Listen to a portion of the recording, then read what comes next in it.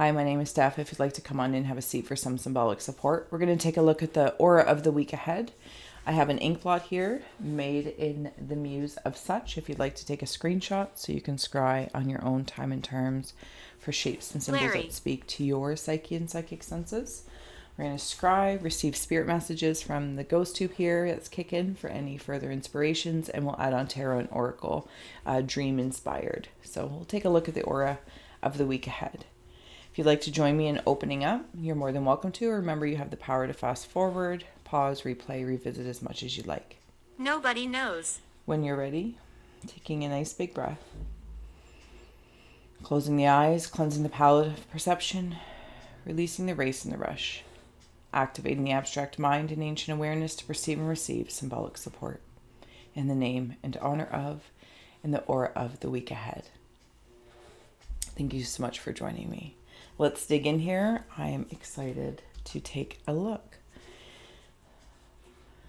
Okay, so you know the drill. If you see, sense, or feel anything, please feel well to comment below or keep to yourself. I'm seeing, okay, it's almost a character. I'm just going to go with a character. And there are these three beings here. 1, 2, 3. Sharon. This feels like the you, the I, the here. Looking literally maybe at the week ahead. These might be, okay, so this is Gumby. This could be a Cookie Monster. And this is a hand puppet of some sorts. Feels feminine. I'm contemplating. I can feel like I have my, like, what do I want to do this week? What do I need to contemplate? What do I need to consider? What is going on? I also have, if you're on a phone, you can zoom in with me to that point right here. There's something in my third eye, and in this third eye is a turtle. And it's a turtle and a turkey. It just swapped on me really, really quickly, if those symbols mean anything to you. But I'm in this really contemplative space. I'm contending with something, a contemplation, if I may, but there's something I'm also looking to clarify about. But it's like these three pieces of my past. Now, this could have been last week, yesterday, or 10 minutes ago. And I am in a state of trust with these points of reference, whatever that may be. Maybe they're versions of myself. Maybe they're things I see, sense, and feel.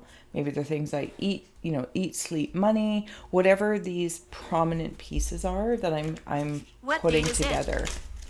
What I want to note as well is that there's this like tail here. And this tail could be of this creature, but it's almost like it's coming up behind me, and it has like this, I'm going to say like a devilish kind of feel to it, but it's almost like my conscious, subconscious, conscious, unconscious, super conscious, apply whatever you'd like. These alternating aspects that are having this contemplation within me. Maybe even something regarding my root to my, not crown so much, but I'm going to go right back to the third eye. Because in my crown, I feel like I have these antennae, like an ant. I want to get to work on something, but I'm not really sure where my energy should go. And I have this, I say a devil, but it's not a classic devil vibes, but it's almost like it's trying to communicate with these three parts of me. Be mindful of the thoughts you are ingesting. And maybe that's something to like see, even how in this card, like everything is like drawing in. And I kind of feel like I'm getting that same vibe here. Like there's a drawing in of this conversation. There's something on a platter. And I want to be mindful of that. Now, the Cookie Monster character almost like has its hands out like, yeah, give me cookie, more cookie. That's how I'm feeling. This one's standing back, not so much interested in, and I'm actually seeing it like George Jetson. There's something about the future. And when I say the future, I'm meaning like the frequencies of my future, and I want to know if it's conducive to that. Now, this doesn't mean to say, or in an immediate implication, hearing like, oh, I must go vegan, or I must do this, or I must do anything. No, this is about truly feeling literally what thoughts are and the thoughts I put into my food. Do I feel bad or guilty when I am eating something I really enjoy for my taste? Maybe, pizza or whatever. And then there's something else. Well, maybe it's thoughts that I'm ingesting about negativity or blaming myself. Because when I see this hand puppet one, it's like the hands are always coming together. And I want to celebrate myself, but I feel like I kind of pause and I don't do a full applaud. I just, I also feel like I'm shutting the door on something. So, but what I'm sensing is, even with this being like more of a devilish creature, there's a lot of spirit in between, and it's forming a fuzzy heart and saying, we're not enemies of this. You can have what you want. Everything in moderation is what they say. And you can infuse with your thoughts, with your intention, that food, it will digest easily. Or this makes me feel comfort right now. There's nothing wrong with knowing that, but it's like I'm acknowledging that this is comfort food. I want salty food. I want sweet food. And there's something about just simply acknowledging that versus going through the spiral maybe that one might go through and be like, oh, I really want this comfort food right now. And you go to have it and then you feel bad afterwards. You feel guilt. And I'm talking about an emotion. If there's anything physical, I feel as though like a physical distress is like that's listening to your body's knowledge and saying, can we find a different route so that we're not wasting energy digesting something that is really painful or irritable, right? Can we find another version of it? And then that brings me into the thought forms of irritable thoughts, irritable insights. Sit down. And while it might not always be pleasant, but it's almost like, if I may, sit down and kind of sit with that and go, why am I doing this? What is it serving? What is it serving? If my own mind is a servant in some way, shape, or form, what is it serving? And can I ask the chef of my consciousness to create something that is conducive to the flow of all that is, to maybe serve if you're an emotional eater, or vice versa, a purger or whatever. Do you know what I'm saying? Anyway, hopefully you know what I'm saying. Because I get whatever this is in between the two, it flies fluently, and it says, arise and see a higher point of view. I can't. So you might feel like you can't. You're like, well, how do I do that? I feel like there's an interruption that can actually work to one's favor. Simply the art of interrupting an invasive thought, interrupting something that is irritable from the mindscape. Interruption can be a really positive thing as it starts to break a habit up. Does that make sense? Okay, I think it makes sense. It feels like it makes sense. Then I also have here email and naked coming through if you want to take in these cards. And their messages are, dare to bear all and be mindful of the messages you send. So not only is this of food, frequency, things that you eat from the mind, but looking ahead at the week it's almost like, can I start interrupting those things? Hello, yes, I'm here. And interrupting in a positive way, not interrupting others, being mindful of the messages you also send out, because what we're eating, it's, good old fashioned body mechanics as well. It goes in one end and out the other. So, and as we contemplate, think, and create, and then it goes out to another, out to our boss, out to our partner, it's also being mindful of that, that organic process, it seems. Family, explore your sacred root system. And it does feel like we talked about that right here at the root. I also want to note that there's a lot of spirit coming in if they're not there already. It's like a school of fish. And they follow the command of the collective, whatever your collective energy is. And for a moment, I'm going to say, drawing it all the way into your holistic awareness. So your earthly body, your emotional body, your ethereal body, etc.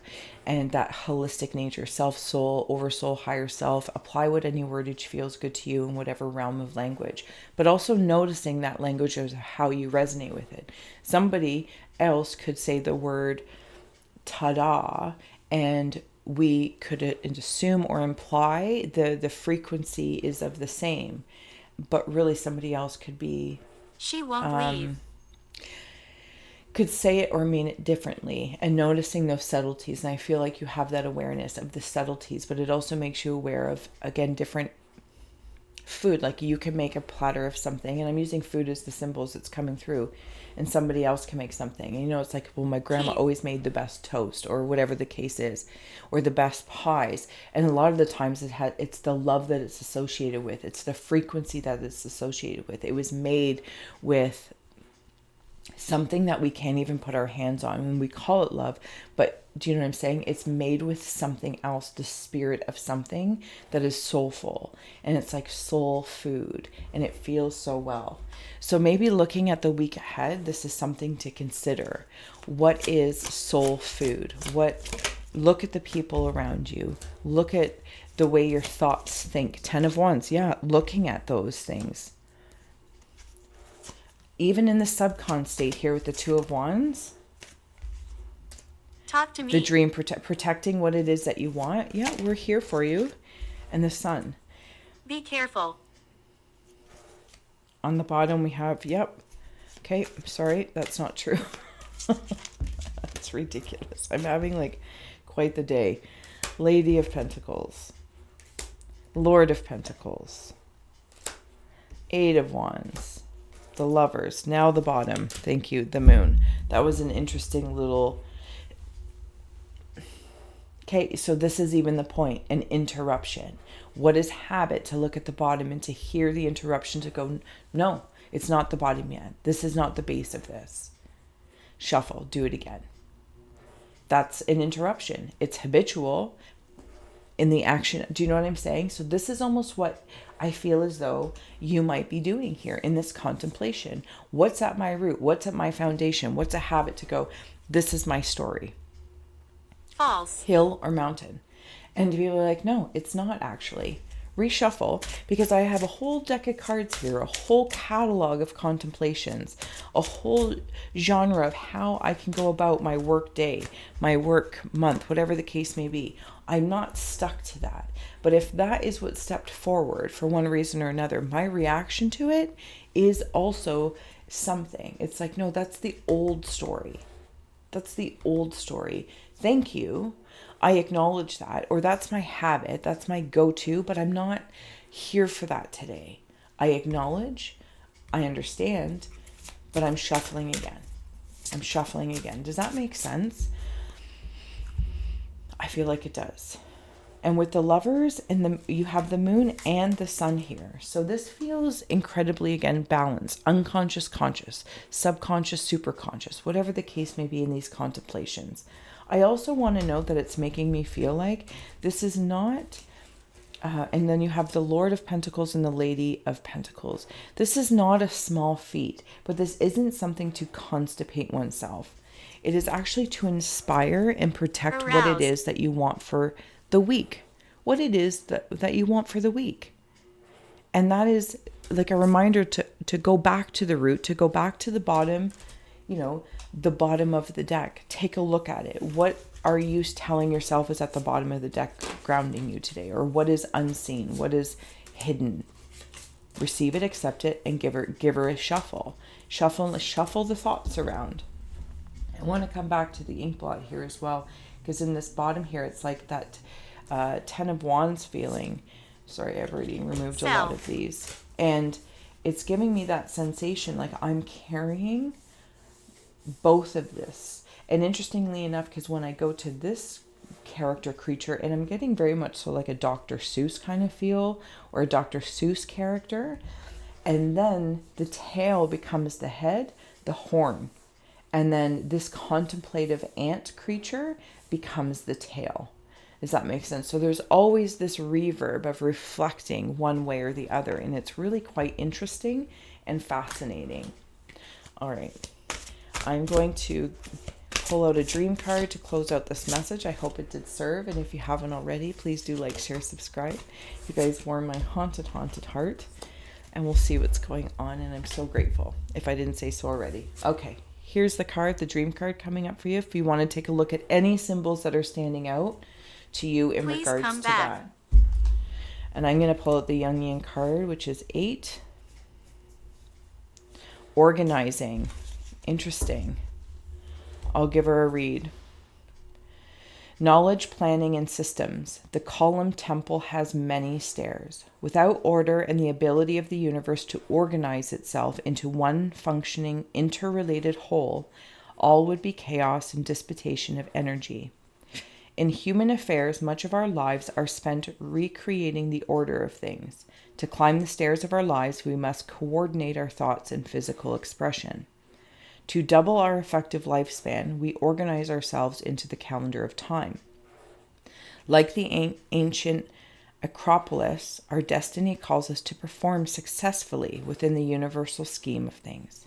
Our task, should we wish to accept, is to organize our energy, giving time to each area of our lives in balance and wholeness. And I find this fascinating as we've kind of been in this contemplation of the week ahead. And there is this key to organize, interrupt thoughts that are disorganized, compile them. Maybe even like that computer, disregard, delete, or put it in a file folder. Maybe you're going to pick one task this week to go through that closet, to go through the junk drawer, to go through the bin of single socks. Can I find matches? And maybe this is the week you just pick one. It doesn't all need to happen at once. I also want to note that we're coming to the end of the calendar year. So that also has its own contemplations. And as we move into the aura of the new calendar year, what is it that we wish to have help us in the back? I also want to note this feels like Scorpio kind of feels. So we might need to let some things go. The white rose of hope. Bloom, there is some sort of change afoot, but I also want to notice it's where am I orbiting? How am I putting things together? Where am I being obedient? And is that obedience to maybe my old programming? Is my obedience providing security? Whatever it is that you want, whatever you want the effect to be, or perhaps the reward. There's food again. It's impossible. There's food again. I also want to note that it kind of feels like I'm having this moment of doubt, even as I'm talking to it. It's I have doubt that there's all these stairs to this temple, the proverbial temple, the temple of myself. But that's what it's making me feel like. It's like the temple, holistic temple of being human and being a higher self. And knowing that it's like the stairs go all the way around. You can't move away from the stairs. However, we do get to decide how we're going to maneuver them, right? In what degree, in what angle. And these two parts of me really kind of want to come together.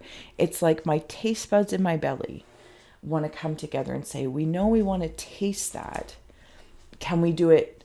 Can we infuse it so when we do it, we're very present and we don't feel the guilt afterwards, or we change the portion control to help alleviate that emotion. I'm just using food as the going ahead, as it's been very prevalent, and relevant, but also inside the mindscape of our thoughts, and what these might be reoccurring. And is it serving? Is it serving to go, oh, I got to do the dishes today, or oh, I got to go to work today? That might be a feeling, but is the thought that it's attached to that emotion providing, or is it serving a suffering of some sorts? Do you know what I mean? A monster within, if I may. That I don't want that monster. I hope this message is somewhere, somehow making sense. Closing out is the white rose of hope. Bloom, and then tiny triumphs. And it's here between these three that I want to note in this contemplation of looking at the week ahead, the aura of the calendar week. If you are holding a rose of hope. I hope I'm going to accomplish this week. I hope I'm going to accomplish this. Spirit. just trying. And white rose, the piece of spirit, working with your spirit self and saying, yeah, it's okay. It's okay. I think sometimes we can hear like how the human part of us gets frustrated or irritated. And do we ever consider that the higher self is I like, want to come. okay, let's try it again. Right? So, but there's different emotions attached to that in response to where the higher self might be like, okay, and let's try it again. No big deal. We don't need to feel guilt, shame, or there's too much on the plate. There's too much on the plate. Okay, then let's take some things off the plate. It's really quite simple. Why the fight to keep it all on the plate? The proverbial plate, if I may, right? Could just be the amount of things you have to do in your day, in your week. Clear the plate a little bit. It's okay. It's okay. Tiny triumphs, one at a time. And that's when this rose blooms. And we get to enjoy it on the table setting of our third eye, and that turtle and that turkey, and just get to enjoy like a no thorn rose, because it's been blooming over time and time and time, and it will bloom quite quickly, if I may, by organizing what we're orbiting around. Thoughts in mind, body, and soul. Self, soul, and spirit. Apply any trifecta that feels good or beyond. Even looking at your chakras. If you look at each day of the week and how it aligns with you in regards to maybe a chakra focus or vortexy medicine wheel. Say, okay, this is Monday. This is the moon day. This is where I feel that my chakra alignment works best this week. This is where I'm going to try and hone in.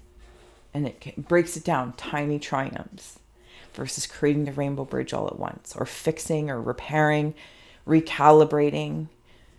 It's beautiful. I hope this makes sense. I haven't taken up too much of your time. I apologize, but I hope you guys have a great week, and I will see you on Friday, and we'll take a look at the weekend ahead, the aura of the weekend. Until then, gratitude.